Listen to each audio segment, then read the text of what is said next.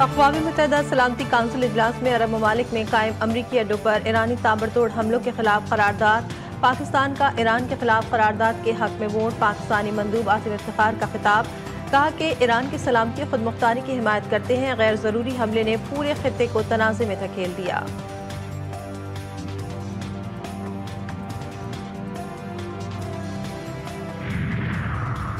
سلامتی کونسل ہنگامی اجلاس میں عرب ممالک میں امریکی اڈوں پر ایرانی حملوں کے خلاف آئی قرارداد کے دوران روس اور چین کے ایران سے ظاہر یکجہتی، روس اور چین نے قرارداد کی ووٹنگ میں حصہ نہیں لیا، روسی مندوب کا خطاب، کہا ایران کے شہری آبادی پر حملے ہو رہے ہیں، یہ عمل ناقابل قبول ہے، مشرق وسطی میں جو ہو رہا ہے امریکہ اور اسرائیل اس کے ذمہ دار ہیں۔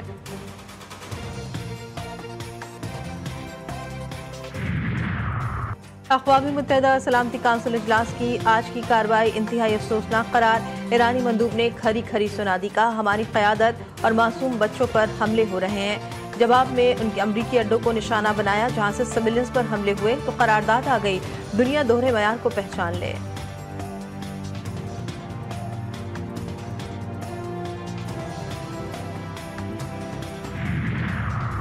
عمان کی بندرگاہ سلالہ پر ایران کا قہر، عمان کی بندرگاہ کئی گھنٹوں بعد بھی جل رہی ہے، تازہ ترین فوٹیجز منظر عام پر ایرانی حملوں سے بندرگاہ پر ایندھن کے ڈپو خاک ہو گئے۔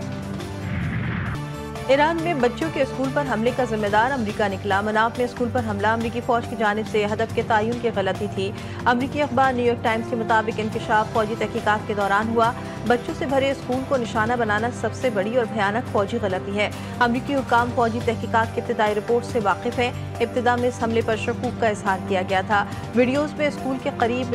ٹام ہاک میزائل گرتے ہوئے دکھائی دیے، امریکی حملے میں درجنوں معصوم بچے شہید ہوئے۔ امریکی صدر کی ڈھٹائی، بچیوں کے اسکول پر حملے کی تحقیقات سے غافل نکلے، ساتھیوں سے گفتگو میں بولے مجھے اسکول پر حملے کی تحقیقات سے متعلق کچھ نہیں پتا، پھر دھمکی دی امریکہ ایران میں مزید سخت کارروائی بھی کر سکتا ہے، ایران میں بعض اہداف کو جان بوجھ کر نشانہ نہیں بنایا گیا، جنگ میں اب کچھ باقی نہیں رہا، ڈونلڈ ٹرمپ نے پھر جنگ جلد ختم کرنے کا عندیہ دے دیا، کہا میں جب چاہوں گا ایران کے ساتھ جاری جنگ ختم کر دوں گا۔ آبنائے ہرمز اور خلیج عمان میں 3 بحری جہازوں پر حملہ، Thailand, Japan, Marshall island کے جہاز کو نشانہ بنایا گیا، حملے کے بعد جہازوں میں آگ بھڑک اٹھی، تمام عملہ محفوظ رہا، 1 لیٹر تیل بھی آبنائے ہرمز سے نہیں گزرے گا، ایران کی فوج نے خبردار کر دیا، ترجمان ایرانی ملٹری نے کہا اب امریکہ اور اسرائیل کو سزا دیں گے، ایک کے بعد ایک حملہ ہوگا، ہمارے پاس پانی کے اندر سے فائر کیے جانے والے میزائل موجود ہیں، میزائل کی رفتار 100 میٹر فی سیکنڈ ہے۔ آبنائے ہرمز کے قریب 16 ایرانی کشتیاں تباہ، امریکی سینٹرل کمانڈ کا دعویٰ، بارودی سرنگیں بچھانے والی ایرانی کشتیوں کو نشانہ بنایا گیا، امریکی صدر ٹرمپ نے دھمکی دی تھی کہ اگر ایران نے آبنائے ہرمز پر بارودی سرنگ بچھانے کی کوشش کی تو ایران کو سنگین نتائج بھگتنا پڑے گی، ایرانی بچھائی گئی سرنگیں ہٹا دیں تو یہ درست سمت میں بڑا قدم ہوگا، ایرانی سپریم کونسل کے سیکرٹری علی لاریجانی کا امریکہ کو 2 ٹوک جواب، کا آبنائے ہرمز یا تو سب کے لیے امن اور خوشحالی کی گزرگاہ بنے گی یا پھر جنگ کے خواہش مندوں کے لیے شکست اور اذیت کی گزرگاہ ثابت ہوگی۔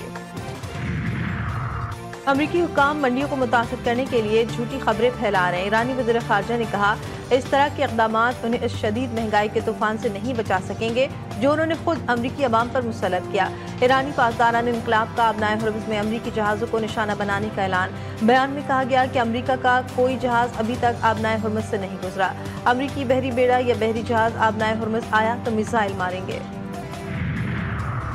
مشرق وسطی میں جنگ کے باوجود ایران کی چین کو بڑی مقدار میں تیل کی ترسیل جاری، ایران نے آبنائے ہرمز کے ذریعے چین کو 11.7 ملین بیرل خام تیل چین بھیجے، ٹینکر ٹریکرز کے مطابق حملوں کے دوران چین کو تیل کی فراہمی جاری رہی، ایرانی آئل ٹینکرز ٹریکنگ سسٹم کو بند کر دیتے ہیں، امریکہ نے اسرائیل کو ایرانی تیل تنصیبات پر حملے سے روک دیا، اسرائیل سے کہا کہ ایران کے تیل اور توانائی کے مراکز پر مزید حملے نہ کرے۔ عالمی منڈی میں خام تیل کی قیمتوں میں پھر اضافہ ہونے لگا، برنٹ اور امریکی خام تیل دونوں کی قیمتیں بڑھ گئیں، برنٹ خام تیل کی قیمت $92 فی بیرل میں فروخت، WTI کی قیمت $88 فی بیرل ہو گئی، ایشیائی اسٹاک مارکیٹس میں ملا جلا رجحان، پاکستان اسٹاک ایکسچینج میں 318 پوائنٹس کی کمی، انڈیکس 1,55,858 پوائنٹ پر بند، جاپانی اور کورین انڈیکس 1.51% بڑھے، یورپی اسٹاک مارکیٹوں میں بھی کمی کا رجحان۔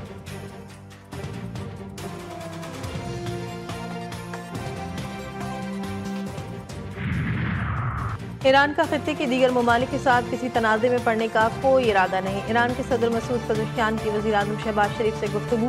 عالمی برادری جنگ کے ذمہ داروں پر توجہ نہیں دیتی تو عالمی نظام اور سیکیورٹی کو سنگین خطرات ہو سکتے ہیں۔ وزیر اعظم کا خطے میں حالیہ کشیدہ صورتحال پر تشویش کا اظہار۔ پاکستان خطے میں کشیدگی کے خاتمے کے لیے سفارتی کوششوں اور مذاکرات کو ناگزیر سمجھتا ہے۔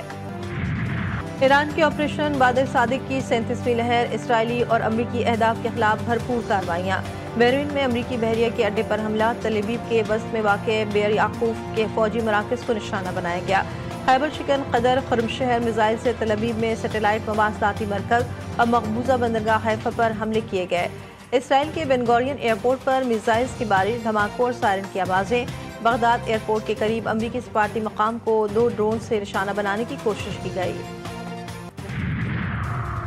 نائب وزیر اعظم اسحاق ڈار کی کویتی منصب سے ٹیلی فون پر گفتگو، خطے کی تازہ صورتحال اور کویت پر حملوں پر تشویش کا اظہار۔ پاکستان کی قیادت اور عوام کی جانب سے کویت کے ساتھ یکجہتی کا اظہار کیا، خطے میں امن و استحکام کے لیے فوری مذاکرات، کشیدگی میں کمی کی ضرورت پر زور دیا۔ ترجمان دفتر خارجہ کے مطابق اقوام متحدہ کی سلامتی کونسل میں زیر غور امور پر بھی تبادلہ خیال کیا گیا۔ اسحاق ڈار کا بنگلہ دیش کے ہم منصب ڈاکٹر خلیل الرحمان سے رابطہ، مشرقی خطے کی بدلتی ہوئی علاقائی صورتحال پر تبادلہ خیال، پاکستان بنگلہ دیش کے تعلقات کو مضبوط بنانے کے عزم کا اعادہ۔